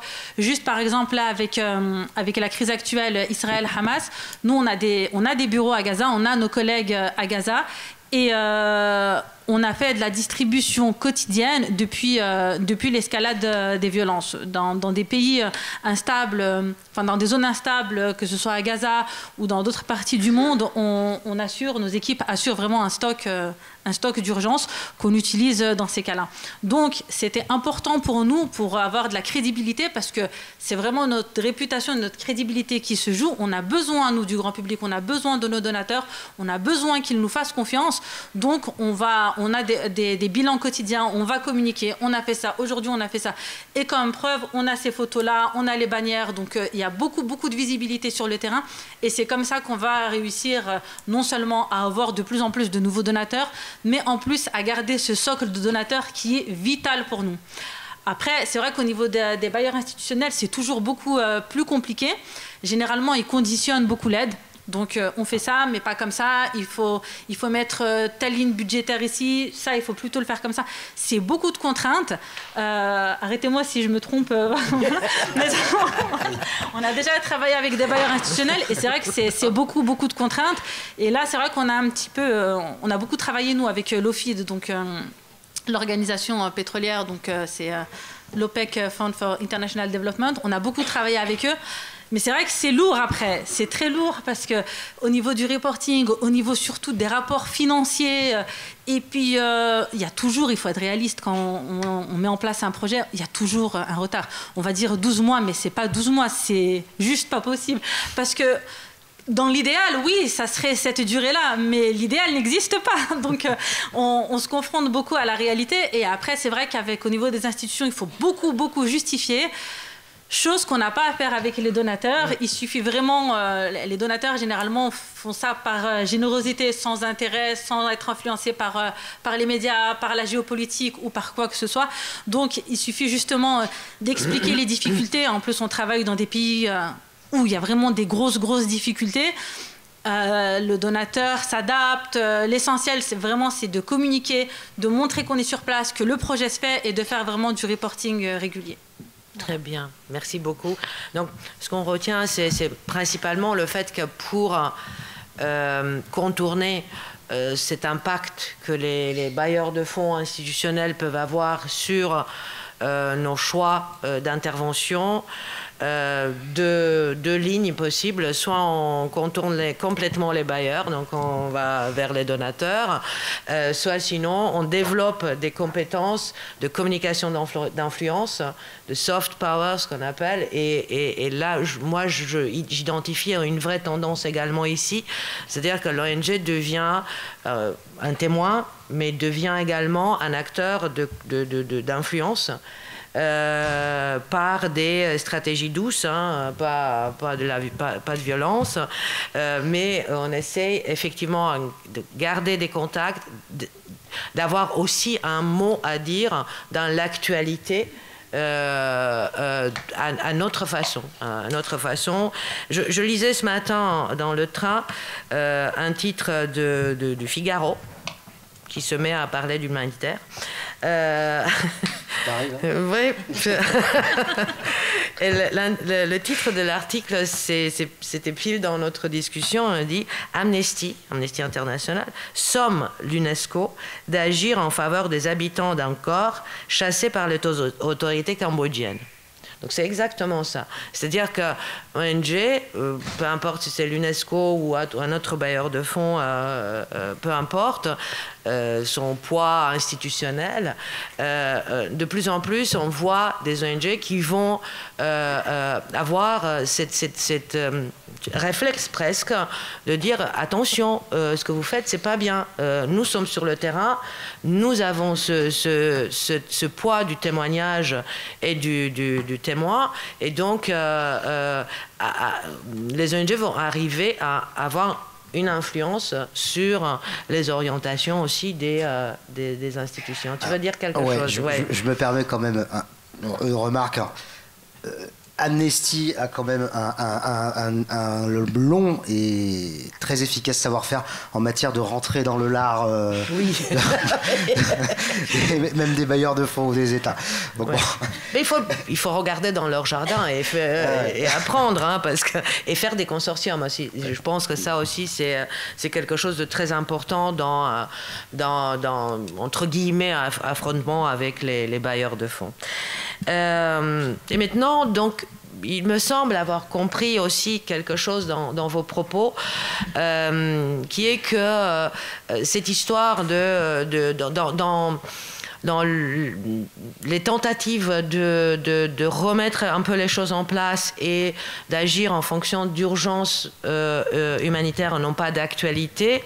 Il y a une relation privilégiée qui s'établit avec les acteurs locaux et aussi les populations qui font l'objet de nos projets. Parce qu'il me semble qu'on peut puiser une force particulière aussi dans ces relations-là et en privilégiant des relations avec les acteurs locaux, aussi dans une logique on remet en question la logique nord-sud, mais aussi vraiment dans notre pouvoir d'influencer sur l'agenda de l'actualité. Merci. On reprend le petit tour de table par la droite. Oui, voilà. Ouais. Le principe, vous l'avez compris déjà. Je voulais juste avant, juste un peu, je viens de relever que c'est assez pertinent parce qu'il y a quand même une ONG 100% donateur, quasiment, une ONG quasiment 100% bailleur, et Alima qui a un mix des deux. Du coup, c'est un peu chouette d'avoir un... Voilà, je voulais le dire. Non, mais c'est pas par hasard. Mais ouais, mais c'est super bien fait, en tout cas. C'est génial. Et aussi qu'il y a aussi un volet de plaidoyer qui va quand même avec la communication dans toutes nos ONG. Donc on parle là aujourd'hui de communication, mais derrière tous nos discours, il y a aussi quand même ce devoir de plaidoyer. Et la communication dans les pays est pour nous essentielle. Déjà pour être accepté, pour être connu et pour pouvoir continuer à y travailler, surtout au Sahel où c'est de plus en plus complexe. Et par contre, la communication communautaire en situation d'urgence, eh bien là, ça devient un vrai sujet et un vrai challenge. Et pour Alima, en tout cas, le meilleur exemple, et j'en aurai qu'un, c'est Ebola. Ebola, depuis toujours, ce qu'on veut faire, le vrai problème d'Ebola, c'est la propagation de l'épidémie. Quand il y a une épidémie, un cas d'Ebola qui arrive, la première chose à faire, c'est contenir l'épidémie le plus vite possible. Sans traitement, 70% de chances de mourir. Donc, c'est une maladie qui fait peur, qui doit faire peur. Et donc, les premiers objectifs, quand on ouvre une mission Ebola, c'est de limiter sa propagation en cassant les chaînes de transmission. Et ça, c'est un énorme travail parce que les premières mesures sont ultra violentes. Les cas contacts sont souvent les familles, les cas contacts. Et donc, quand on est cas contact avec Ebola, c'est 21 jours d'isolement avec des questionnaires hyper intimes, des surveillances de température en permanence dans un circuit de soins. Personne n'en a envie. Et on se positionne du coup dans une position de gendarme qui n'est absolument pas acceptable pour la population. Et ce qui est arrivé, on a eu des centres de santé qui ont été brûlés, du personnel agressé, parce que ce n'est absolument pas acceptable pour la population de se retrouver dans cette position-là. Et donc à Lima, on promeut deux approches un peu spécifiques à Ebola. C'est déjà de faire passer les messages adaptés. Donc on parle de précocité de prise en charge. Si on est pris en charge dans les 3 jours, le risque de décès passe à 20%. Et surtout, il existe des traitements. On a 2 traitements qui marchent, qui sont disponibles quand on y va. Et donc, il y a des traitements, une possibilité d'être soigné. Et l'autre chose qu'on fait, c'est qu'on passe énormément de temps avec les familles. Donc les familles qui sont les premiers cas contacts et les premières personnes liées à une personne qui a déjà Ebola. Et donc là, on sait que 21 jours, c'est long, c'est très lourd. Et dans ces cas-là, on accompagne. Le truc, c'est que les grands experts, les grands médecins qui ont leur vocabulaire, leur expertise, n'ont pas du tout le langage adapté. Et on ne peut pas dénigrer la population dans ces cas-là. On doit prendre soin de la population. Et on n'est pas tous armés pour comprendre ce que c'est Ebola. Et c'est tout à fait normal. Donc on a un vrai devoir et on fait un immense effort en tout cas pour prendre le temps et passer du temps auprès des familles dans ce circuit de prise en charge qui est très lourd. Et la dernière chose qui est un petit peu logique, c'est de donner les moyens, parce que le chômage, ça n'existe pas. Et donc, 21 jours d'isolement, ça veut dire ne pas aller au champ, ne pas aller travailler, ne pas pouvoir se nourrir, et donc apporter les moyens aux familles de vivre leur prise en charge le mieux possible en donnant des thermomètres et une compensation financière. Et pour moi, vraiment, j'ai juste cet exemple d'Ebola qui... Oui. Oui. C'est vraiment... oui. Merci beaucoup. Donc, l'impact de l'urgence sur la communication avec les populations sur le terrain. Ouais. Donc, alors nous, TGH, notre logique d'intervention, même dans les situations d'urgence, c'est de systématiquement associer des acteurs associatifs locaux dans le développement de nos interventions. Sachant que nous, on n'est pas des frontliners, donc notre expertise en matière d'urgence, ça va être soit de la distribution de kits shelter, de kits abri, kits wash, kits hygiène, mais aussi de la distribution de différentes catégories de choses, mais également tout ce qui va être le dispositif de gestion d'abris d'urgence. On a une bonne expertise en la matière, mais quoi qu'il en soit, on associe systématiquement des acteurs associatifs locaux. Pourquoi ? Parce que tout simplement, ils connaissent mieux les zones d'intervention que nous. Ils sont aussi un point d'entrée, que ce soit auprès des populations. Aussi, ils nous permettent de mieux comprendre les cultures et les zones dans lesquelles on arrive. Et puis derrière, ça impose pour nous de produire quand même un certain nombre d'éléments, de supports qui expliquent ce qu'on fait, que ce soit sur les aspects de sensibilisation à l'hygiène, de redéploiement en urgence, de latrines d'urgence. Il y a des fois, on est obligé, en même temps qu'on distribue des choses, de fournir des éléments qui vont permettre aux gens de comprendre ce qu'on fait, pourquoi on le fait et quel est leur intérêt à eux de le faire. Le meilleur exemple de ça, c'est tout ce qui va être les dispositifs, les kits d'hygiène qu'on est amené à distribuer en urgence, où du coup on doit à chaque fois fournir des espèces de petites notices, ne serait-ce que pour arriver à faire comprendre aux gens que la propreté du corps, et à commencer par la propreté des mains, c'est extrêmement important pour limiter la transmission de certaines maladies, notamment les maladies hydriques qui pour la plupart passent du coup par la propreté des mains. Et donc du coup, là, il y a cet impératif de bien se faire comprendre, de bien se faire entendre des bénéficiaires, qu'ils intègrent eux-mêmes le pourquoi du comment de nos interventions. Et Marine a dit le mot qui concluait dans mes notes mon intervention, c'est qu'effectivement, c'est un devoir qu'on a vis-à-vis de ces populations de vraiment traiter les gens avec dignité et respect et de leur faire comprendre ce qu'on fait et en quoi ça va répondre à leurs besoins. Voilà. Merci beaucoup. Alors, par rapport à ce sujet-là, si vous me permettez, je vais commencer juste par une petite anecdote. Ma première expérience sur le terrain dans l'humanitaire, c'était il y a très longtemps déjà, c'était avec une ONG et puis je devais aller en Équateur et on m'avait dit c'est pour éradiquer le travail des enfants. Très voilà. Et j'étais jeune et naïve, donc je vais avec mon kit et tout, et puis donc on travaillait j'étais avec une fondation, c'était Fondation Salesianos, et donc je travaillais avec eux, et puis le but c'était vraiment, j'étais toute contente avec mon kit, je vais travailler, moi je vais réussir à participer dans cette éradication du travail des enfants. Une fois arrivée sur place, j'ai été frappée vraiment par la réalité. Donc on était dans des favelas. Si les enfants ne travaillent pas, ils vivent pas en fait. Et ils étaient là, non, il faut les éduquer, il faut leur apprendre à lire, à écrire, etc., etc. Mais en fait, ça peut pas marcher parce qu'à aucun moment on les a impliqués, à aucun moment on leur a demandé leur avis. Et quand tu leur dis non, viens, on va faire un cours et tout, ils sont là, ils sont mais non, en fait, moi, il faut que je mange ce soir. Et puis en plus, si j'y vais pas, mon père il va me frapper et c'est mon père qui m'oblige et je dois y aller avec ma petite sœur. Et oui, ça brise le cœur. Mais nous, on n'est pas des super-héros, c'est pas à nous. Enfin, le travail de l'humanitaire, il consiste pas à aller sauver les populations du Sud, en fait. C'est pas du tout ça. Et une fois qu'on est frappé par cette réalité, on se rend compte, moi, c'était vraiment ma première expérience et je me suis dit, alors, est-ce que c'est vraiment ça que je veux faire?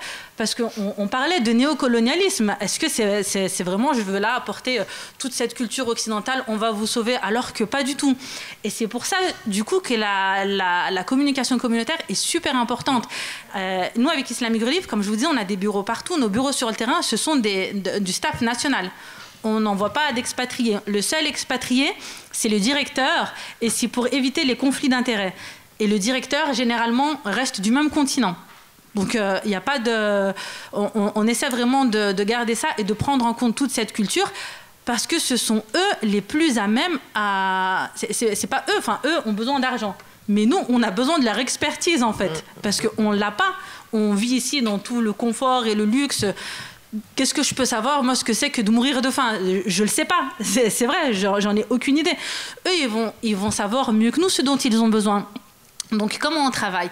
Nous, dès le départ, les bénéficiaires, les autorités locales, les communautés sont, dès le départ, impliqués dans le projet. C'est pas du tout moi je suis responsable des programmes et des projets, mais c'est pas du tout moi qui monte le projet, mais alors vraiment pas. Moi, je reçois le projet directement du bureau de terrain, il est déjà ficelé, il est déjà monté, et il y a des choses qu'on va ajuster, voir ce qu'on peut financer et ce qu'on ne peut pas financer, ce qu'on va pouvoir collecter comme fonds ou pas. C'est juste ça. Mais c'est vrai que dès le départ, l'étude des besoins, elle se fait avec les bénéficiaires. L'élaboration du projet, on va le faire en impliquant tous les acteurs locaux. Donc, c'est dans ce sens que cette communication est très importante. Si vous voulez que votre projet soit durable, parce que c'est ce qu'on veut tous, on ne veut pas que le projet dure 7, 8, 9, 10, 24 mois, et après le projet s'arrête et rebelote, on en revient au point de départ. Aucun intérêt. On aura perdu et notre temps et notre argent, et en plus on aura donné des faux espoirs. Donc ça ne sert à rien du tout. Le but, c'est que vraiment les bénéficiaires, ils s'approprient ce projet, ils en fassent quelque chose. On va les former, on va leur dire, si vous voulez que ces installations d'eau soient durables, il faut les former sur... nous, on travaille beaucoup avec les panneaux solaires, donc il faut les former sur s'il y a un panneau qui se casse, comment est-ce qu'on va réparer, comment est-ce qu'on va faire, pour que le projet dure toute la vie, en fait. C'est ça le but, c'est que ces communautés soient indépendantes, autonomes, et qu'elles n'aient plus besoin de nous. C'est vraiment ça l'objectif. On ne peut pas, nous, arriver... heureusement, maintenant, cette tendance, elle disparaît. Au bout de... Enfin, ça fait déjà presque 20 ans que je travaille dans l'humanitaire. On la voit un petit peu moins, elle est encore, mais on la voit. Elle est encore, oui. Elle est encore, malheureusement, mais c'est vrai que les gens prennent de plus en plus conscience de l'importance de ces besoins, et c'est pour ça qu'on parle justement de cette thématique de communication communautaire qu'on n'entendait jamais avant. Je suis très contente vraiment qu'on ait mis en place cette thématique, parce que c'est la première fois que je l'entends dans une conférence, et je trouve que c'est super important. Surtout toutes les personnes, vous êtes ici, c'est justement dans le cadre de vos formations, vous faites les masters à Chambéry, action humanitaire, coopération internationale, vous êtes avec Bioforce. Donc le but vraiment, c'est de vous former, d'apprendre, d'aller sur le terrain, mais c'est important justement d'avoir cette vision. On n'est pas des super-héros. Nous, on est juste l'intermédiaire. On va juste mendier les fonds, en fait. Voilà, c'est ça. Les fonds qu'il n'y a pas là-bas, c'est vraiment ça. On va aller demander, aidez-nous à les aider eux, en fait. Mais à la fin, on apprend beaucoup plus de ces communautés que nous, on leur apprend, vraiment. Voilà. Merci beaucoup. Et puis, je pense que je retiens ici une idée qui me plaît beaucoup, c'est que ces relations privilégiées avec les acteurs locaux, dans cette optique très éthique de l'intervention humanitaire, représentent réellement un contrepoids par rapport aux relations avec les bailleurs de fonds, des fois. C'est-à-dire qu'il y a cette capacité, cette force, encore une fois, issue du témoignage et de ces contacts-là et de la connaissance et de la communication avec les populations locales, avec les acteurs locaux, qui vont assurer l'empowerment des ONG par rapport aux bailleurs de fonds. Je pense que c'est ça la logique. En plus, pour les étudiants, je pense que c'est aussi intéressant parce que la communication communautaire, comme on l'appelle ici, nécessite des compétences particulières, aussi bien en connaissance anthropologique, les relations à l'autre, et puis de la communication interculturelle, ce qu'on doit aussi utiliser dans ce type de communication. Donc voilà pour les thématiques. Nous avons ouvert des portes en fait, qui restent ouvertes. Mais je pense que c'est important aussi de pointer du doigt ces questions-là dans une approche communicationnelle. Là, nous ne sommes plus en train de se poser la question si on a besoin de la communication ou pas dans les ONG. On est convaincus que oui. Donc là-dessus, et puis on voit encore une fois la richesse aussi bien du travail, de la réflexion, de la diversité de situations possibles et donc la diversité de solutions proposées, parce que les ONG ne vont pas laisser les bras et puis vont utiliser aussi la communication pour relever des défis et pour trouver des solutions. Et ce qui me semble important aussi, c'est de dire que de cette manière-là, l'ONG, par une communication renforcée, par les rapports avec les communications d'influence, le plaidoyer, renforce également leur dimension d'acteurs importants dans ce qui se passe aujourd'hui dans le monde, à côté des journalistes, des hommes politiques et des autres. Donc ça, il faut pas l'oublier non plus. Donc maintenant, on est presque dans les temps, hein, pas mal. Hein, on a eu un rythme alerte, mais on a respecté notre temps et il nous reste 25 minutes de questions-réponses. Ne vous laissez pas impressionner par les compétences de mes collègues, donc n'hésitez pas à poser des questions. Nous allons répondre avec beaucoup d'intérêt et de plaisir. Oui.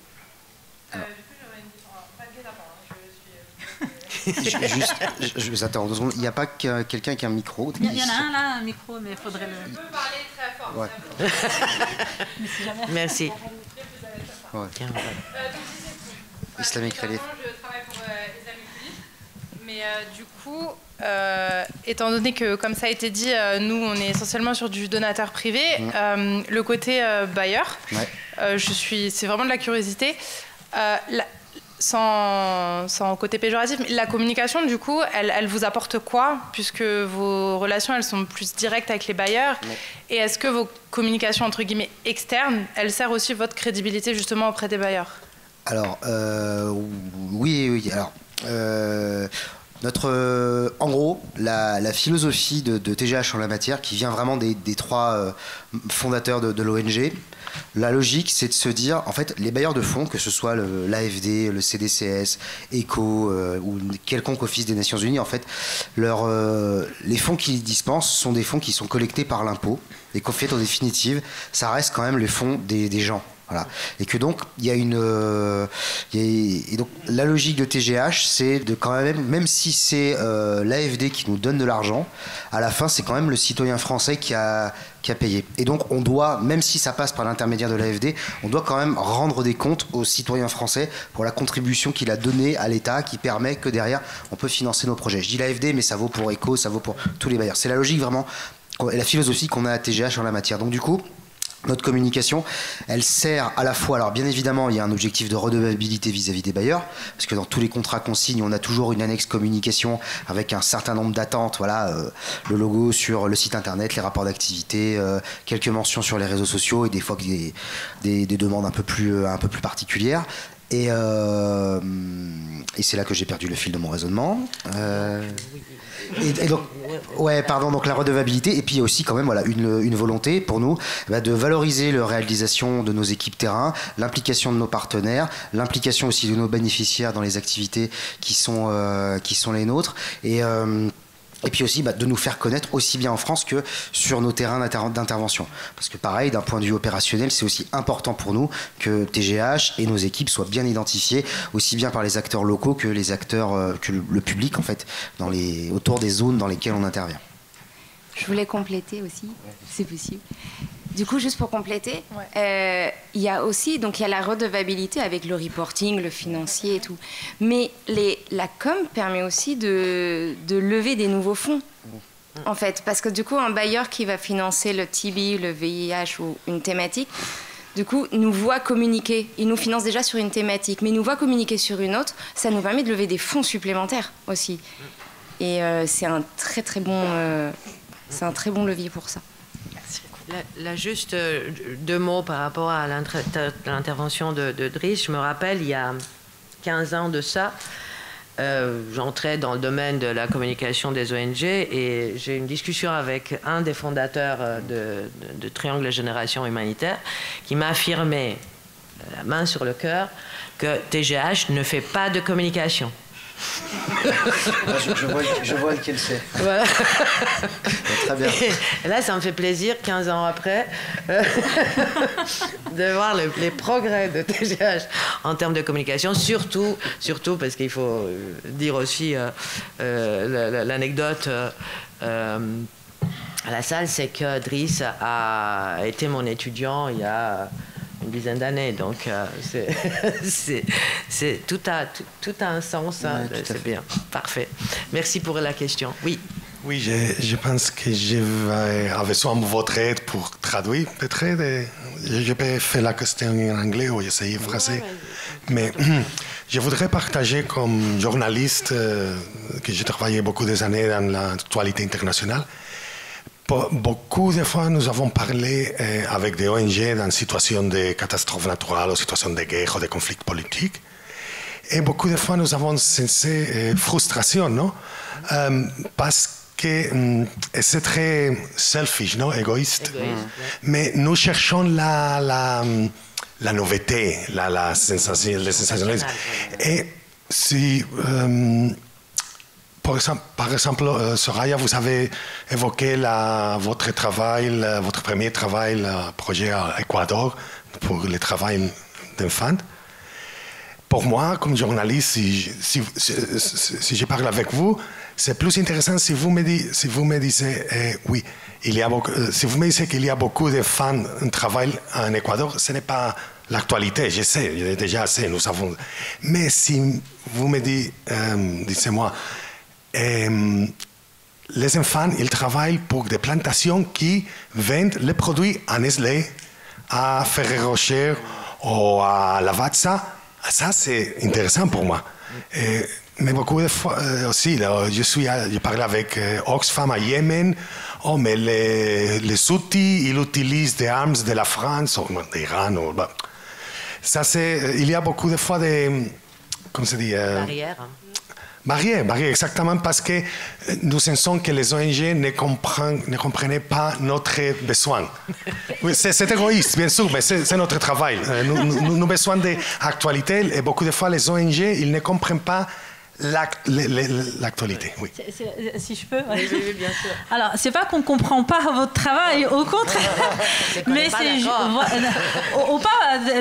en plus, c'est vrai que c'est des informations importantes et c'est des informations qu'il faut savoir. Mais c'est pas notre rôle en fait en tant qu'ONG. On peut pas. Je sais, mais vous êtes le seul personne là. Voilà, on peut pas, mais parce qu'on a des personnes sur le terrain. C'est des questions de sécurité parfois. On doit protéger notre staff, on doit protéger notre bureau et on doit pouvoir continuer de travailler sur place. Si on vous donne les informations et qu'on sait que c'est moi la source, on va nous bannir de ce pays.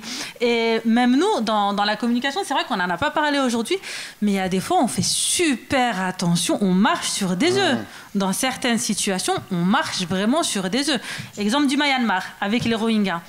Pendant plusieurs années, du siège, on nous a interdit d'utiliser le mot Rohingya parce qu'on avait une équipe et un bureau au Myanmar et on ne pouvait pas prendre le risque que ce bureau soit fermé. Donc, c'est pas qu'on veut pas ou qu'on veut pas vous aider. Moi, j'aimerais bien, tant mieux si vous mettez en lumière cette information parce qu'elle est importante. Mais nous, on ne peut pas le faire. En plus, on a vraiment ce principe de neutralité. Toutes les ONG, en général, ont ce principe de neutralité. Notre travail, c'est l'humanitaire. Notre travail, c'est l'humain. Il y a un besoin, on doit répondre à ce besoin. On ne doit pas chercher ce qu'il y a derrière, ce qui est politique, ce qui est économique, ce qui est on peut pas, on n'a pas le droit de le faire. En tant qu'être humain, on le voit, ça nous frustre, bien sûr. Mais en tant qu'ONG et représentant et parole de cette ONG, il y a des choses qu'on peut dire, il y a des choses qu'on ne peut pas dire. Je ne sais pas si vous voulez ajouter quelque chose. Non, c'est très complet. Je comprends aussi, mais c'est que pour les réussites, les succès, les réussites de votre travail, là, dans l'Équateur, par exemple, si tous les consommateurs européens, ils savaient que c'est Nestlé et c'est Lavazza qui profitent du travail infantile, ça c'est une très bonne action de votre part, non? Si nous... Oui. If we manage to get them to understand that. De cette ONG, là alors je prendrai une autre casquette d'informatrice. Non, mais ce qu'on disait tout à l'heure aussi, c'est que des bons rapports avec les journalistes, c'est essentiel. Mais c'est un rapport dans lequel on se connaît réciproquement.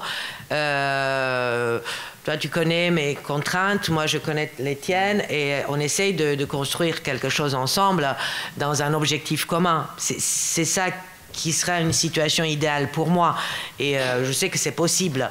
Après, il y a des contraintes des journalistes qui doivent donner du sensationnel, qui doivent suivre une ligne éditoriale. Donc l'agenda n'est pas la même, l'actualité n'est pas la même. Mais on peut trouver toujours des terrains d'entente en respectant les uns et les autres voilà, les spécificités de chaque métier. Mais ça c'est toujours, c'est pour ça que je parlais toujours des relations conflictuelles ou difficiles entre les médias et les ONG, parce que c'est une histoire de je t'aime moi non plus, où on s'accuse réciproquement que toi tu n'as pas voulu dire ce que je dis, mais toi tu m'as pas dit ce que je voulais dire, entendre, et ainsi de suite. Mais ça va, je pense que ça va être toujours comme ça un peu. Ouais, des questions. Bonjour, déjà merci pour ces échanges qui nous montrent quand même les différents modèles qu'il peut y avoir d'une ONG à une autre, et la créativité aussi que doivent mettre constamment les ONG en avant pour trouver des communications un peu innovantes à chaque fois. C'est très intéressant. Moi je voulais revenir sur la notion de précipitation. C'est un mot qui est revenu plusieurs fois.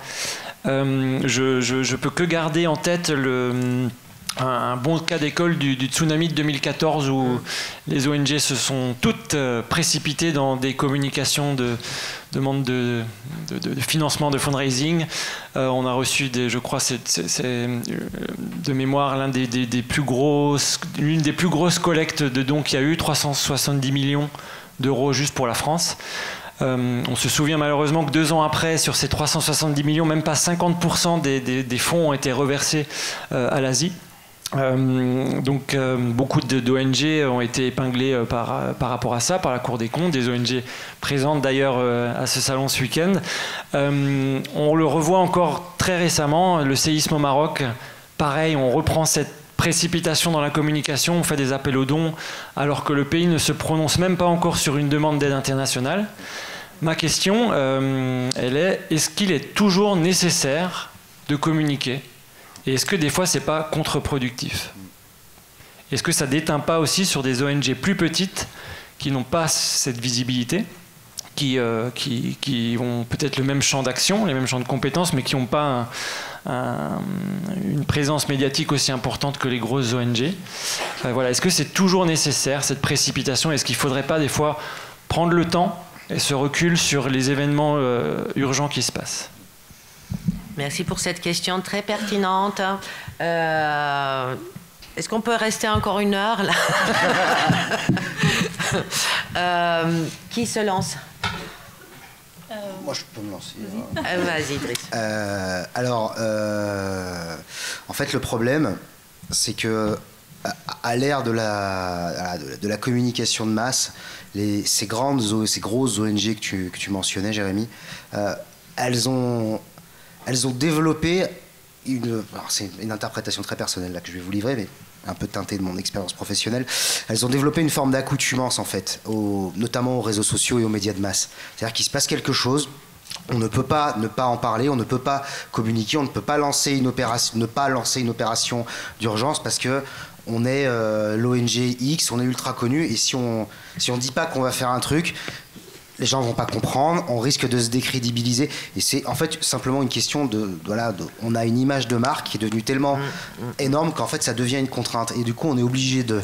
Et à la fin, ça amène à ce qui s'est passé sur le tsunami au milieu des années 2010, où du coup, il y a toutes les ONG d'un seul coup se mettent à mettre un joli bandeau en haut de leur site avec faites-nous un don pour intervenir à tel endroit, alors qu'en fait, il n'y a pas forcément besoin que vous y alliez, mais cette espèce d'accoutumance qui devient et c'est là où c'est très particulier, c'est que dans les années 70, 80 et même encore les années 90, il y avait cet argument de solliciter la générosité du grand public.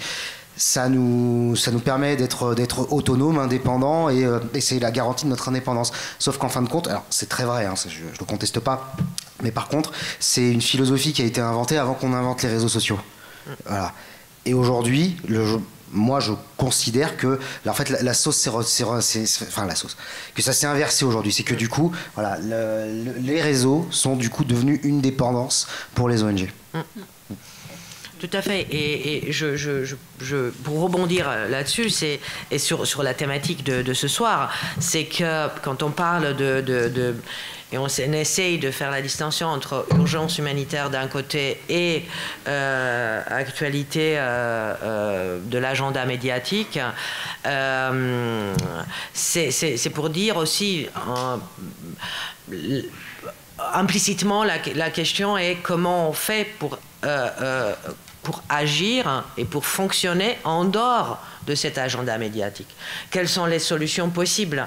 Quel type de communication? Peut-être communication publicitaire ou avec une grande visibilité flèche de ce type-là peut être remplacée par d'autres formes de communication comme la communication communautaire qui peut être tout aussi forte et tout aussi porteuse d'avantages en termes d'intervention que l'autre, mais on devient dépendant et c'est ça un peu le signal d'alerte que nous souhaitons tirer, c'est de dire les réseaux sociaux, toute cette logique médiatique, ce sont des outils, c'est des instruments de communication, mais ils ne devraient pas déterminer notre message et notre communication et ce que nous avons à dire. C'est-à-dire que là, quand j'avais fait une petite étude là-dessus et je continue sur le formatage des réseaux sociaux, le formatage de la communication des ONG par les réseaux sociaux. Quand on voit que toutes les pages sur Facebook se ressemblent, qu'il y a le nom Facebook qui apparaît partout et que l'identité de l'ONG apparaît en deuxième plan, qu'on est obligé de passer par des formats précis, donc on n'a plus la liberté de communiquer. En fait, c'est ça, c'est pas de la communication, c'est juste subir un fonctionnement qui n'est pas le nôtre. Et on peut très bien dire à un moment donné, ben non, je refuse. J'ai pas besoin de ça, surtout quand je sais que la visibilité sur les réseaux sociaux est inversement proportionnelle à la quantité d'informations qui existent dans l'espace public numérique. C'est-à-dire que plus il y a de l'information, moins je me vois parce que je peux pas me rendre visible dans cette jungle-là. Et je ne peux pas me rendre visible tout en gardant le formatage imposé par les réseaux. Et aussi les réseaux qui vont intervenir avec une logique quantitative et non pas qualitative. Ce qui compte sur les réseaux sociaux, c'est plus le flux et le nombre de likes, que je ne comprends pas ce que ça veut dire, un nombre de likes, que le contenu du message. Et donc, c'est ça le but de cette discussion ce soir, c'est justement dire comment sortir et quels sont les mécanismes par lesquels les ONG, tout en communiquant, parce qu'on doit communiquer, mais on sort de ces habitudes, mauvaises habitudes. Et la vague de l'actualité médiatique, comme le tsunami, malheureusement, ça fait partie de ces dispositifs sur lesquels, qui nous emportent au lieu de les maîtriser. Oui, je voulais juste compléter. Du coup, avec peut-être un regard à avoir avant de donner, parce que je suis assez d'accord, hein, vraiment, avec ce flux de données, et finalement, on a l'impression quand même que toutes les ONG du monde sont dans ce pays. Et du coup, mais en fait, c'est pas comme ça que ça marche. On peut pas aller dans un pays juste parce qu'on a levé des fonds. Du coup, ma technique, c'est déjà de voir les ONG qui sont déjà enregistrées dans le pays. Et que c'est déjà un critère, je trouve, un peu de crédibilité et d'éthique. Donc faire des levées de fonds et que l'ONG soit déjà enregistrée, ça veut dire qu'ils ont déjà du staff sur place, qu'ils ont des équipes et que du coup peuvent vraiment agir.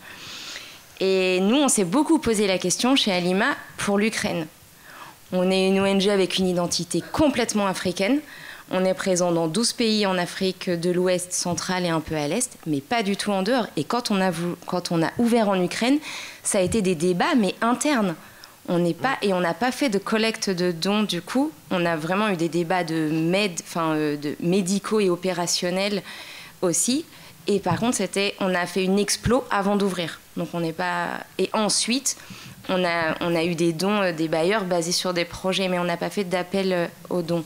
Donc c'est un peu... Je pense que les ONG ont aussi des stratégies différentes. Alima, nos donateurs nous donnent en gros, mais il me semble pas, je veux pas dire, mais il me semble pas qu'il y ait d'appel aux dons pour des crises en particulier. Là, on appelle plutôt les bailleurs, du coup. On a peut-être le temps de prendre encore une question.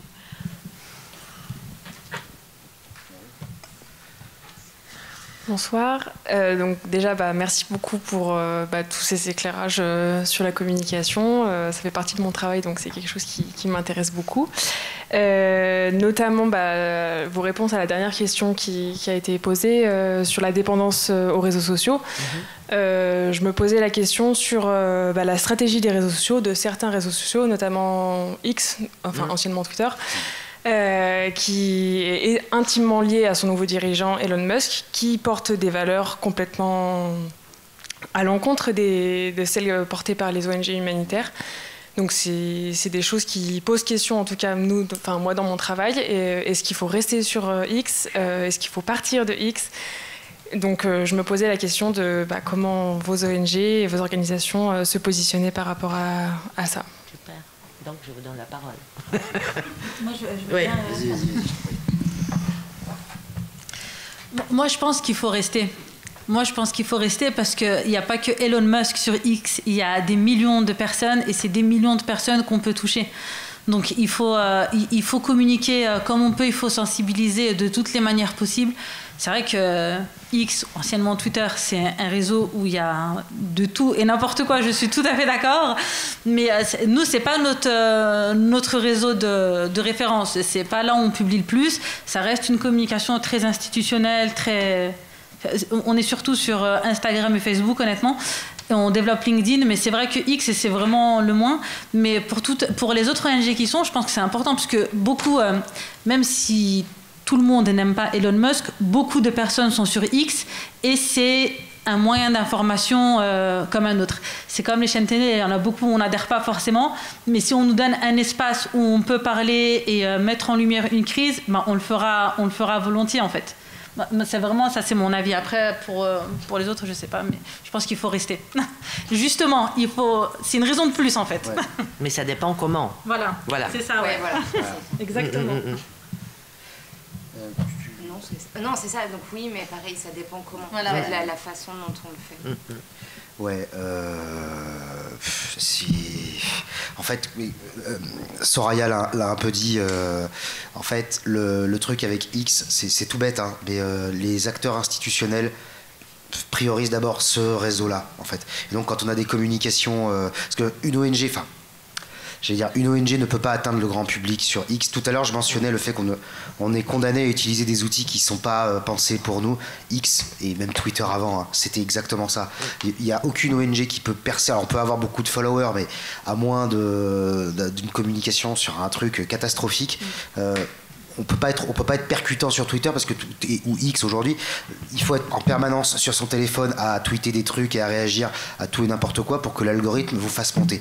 Et donc nous qui sommes contraints de devoir prendre du temps pour produire des communications et mesurer, prendre le temps avant de liker et de repartager un truc, on peut pas être percutant sur ce réseau-là. Néanmoins, c'est un réseau sur lequel c'est impératif d'y être parce que les acteurs institutionnels sont tous dessus, que c'est là-dessus qu'ils priorisent eux leur communication, et que quand on a un bailleur de fonds et qu'on a envie de bien lui faire comprendre que regarde, je valorise le fait que tu soutiens mon intervention dans tel ou tel pays, on est contraint de quand même passer par ce canal-là. Et après, comme l'ont dit Soraya et Marine, et Dana semblait approuver également, voilà, c'est pas parce que Elon Musk raconte n'importe quoi et pense...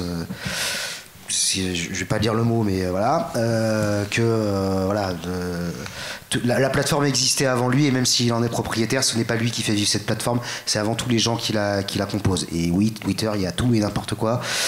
Mais après, charge à nous aussi de bien communiquer dessus. Et de transformer. Hein. C'est-à-dire qu'on n'est pas obligé, peut-être qu'on est obligé d'y être par rapport à ce public qui est élargi,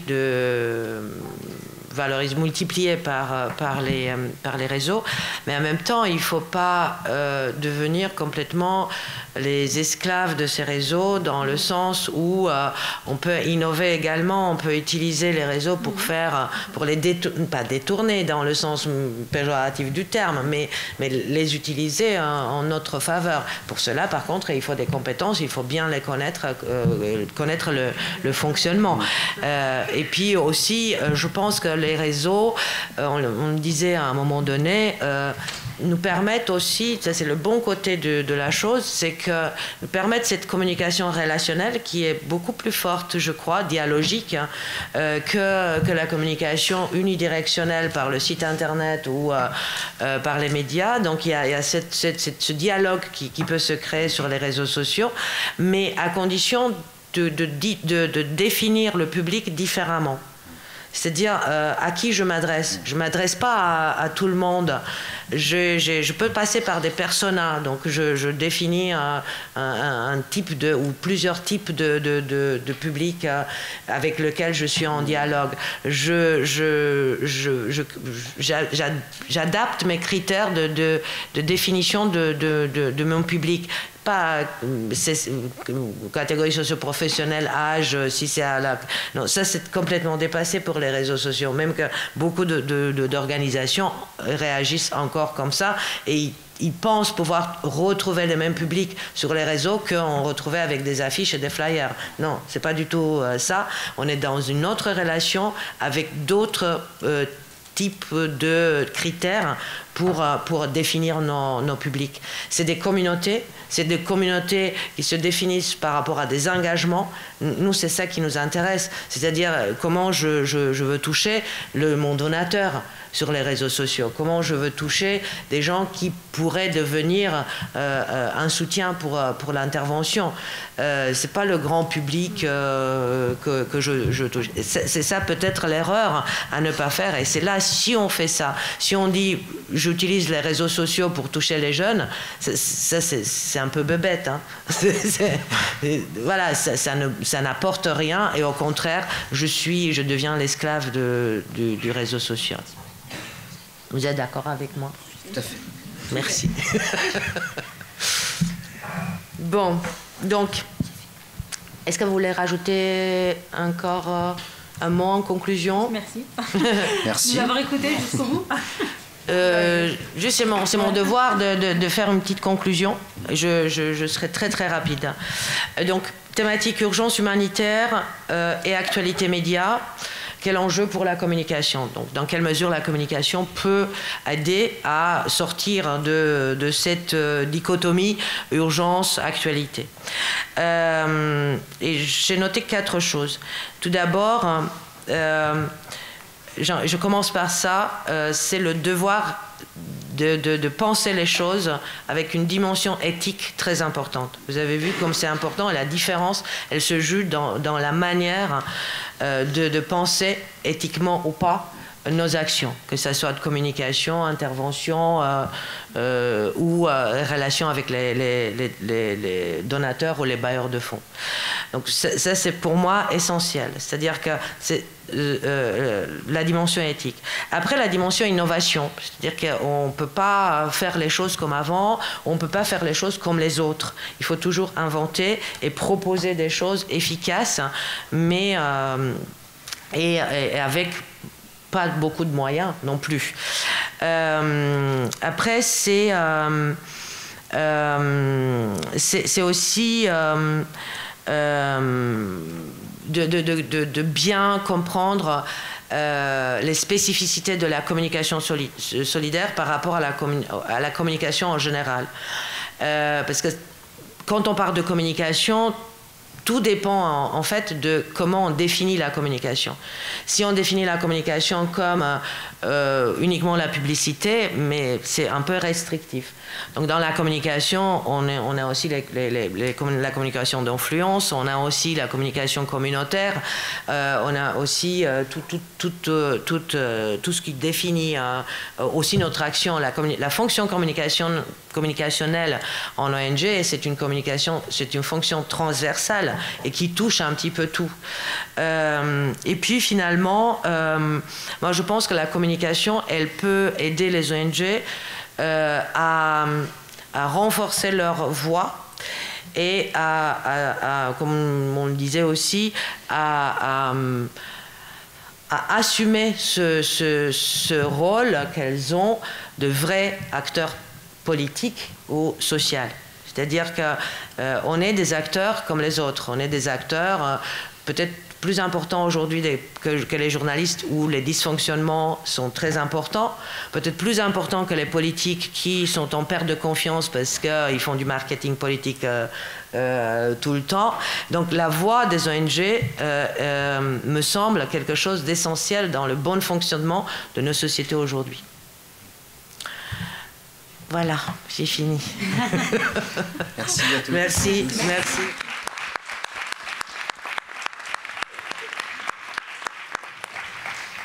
Super, merci beaucoup.